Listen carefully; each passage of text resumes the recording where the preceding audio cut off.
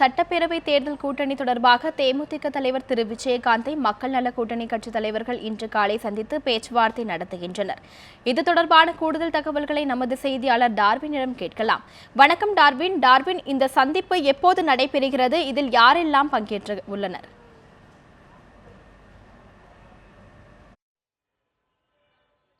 அதாவது கடந்த ஒரு மாதத்திற்கு மேலாக ஒரு இழுபறி நிலையே நிலவி வந்தது. அதாவது இந்த மக்கள் நல கூட்டணியில் தேமுதிக இணையுமா அப்படின்னு ஒரு பேச்சு தொடர்ந்து போயிட்டு இருந்துச்சு. அதே மாதிரி திமுகவும் விஜயகாந்தை தங்கள் பக்கம் இழுப்பதற்காகவும் பாஜகவும் தங்கள் பக்கம் இழுப்பதற்காகவும் உள்ள அனைத்து முயற்சிகளையும் செய்திருந்தார்கள்.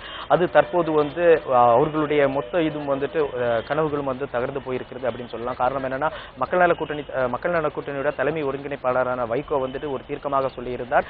கண்டிப்பாக நிச்சயம் விஜயகாந்த் மக்கள் நல கூட்டணியில் இணைவார் அப்படின்னு ஒரு தகவலை சொல்லியிருந்தார். அது தற்போது சாத்தியமாயிற்று. இன்று அதாவது ஒரு 11 மணி அளவில் மக்கள் நல கூட்டணி தலைவர்கள், அதாவது திருமாவளவன், விடுதலை சிறுத்தைகள் கட்சி தலைவர் திருமாவளவன், சிபிஐயோட மாநில செயலாளர் முத்தரசன், சிபிஎம் மாநில செயலாளர் ஜி ராமகிருஷ்ணன் மற்றும் மக்கள் நல கூட்டணியோட தலைமை ஒருங்கிணைப்பாளரும் மதிமுக பொதுச் செயலாளருமான வைகோ அவர்கள் வைகோவும் இணைந்து தலைமை கழகம், அதாவது கோயம்பேட்டில் இருக்கும் தேமுதிகவின் தலைமை கழகத்தில் சந்திக்க உள்ளார்கள். சுமார் 11 மணி அளவில் இந்த சந்திப்பு நடைபெறுது. கூட்டணி உறுதியாகிவிட்ட நிலையில் இந்த சந்திப்பின் போது தொகுதி பங்கீடு மற்றும் முதலமைச்சர் வேட்பாளர் யார் என்பது குறித்து பேசப்படும் என்று தெரிகிறது.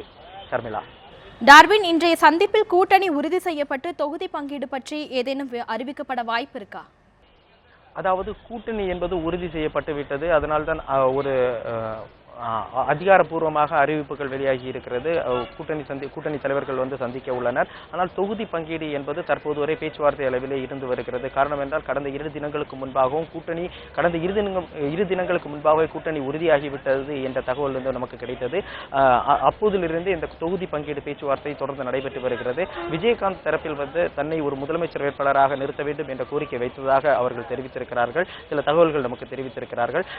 அந்த நிலையில தற்போது தொகுதி பங்கீடு என்பது ஒரு பெரிய பிரச்சனையாக இருக்காது அப்படின்னு சொல்லிட்டு ஏற்கனவே வைகோ தெரிவித்திருந்தார். அதன்படி தற்போது சுமூகமாக முடிந்து விட்டது அப்படின்னு தான் சொல்ல வேண்டும். இன்று ஒரு அதிகாரப்பூர்வ அறிவிப்பிற்காக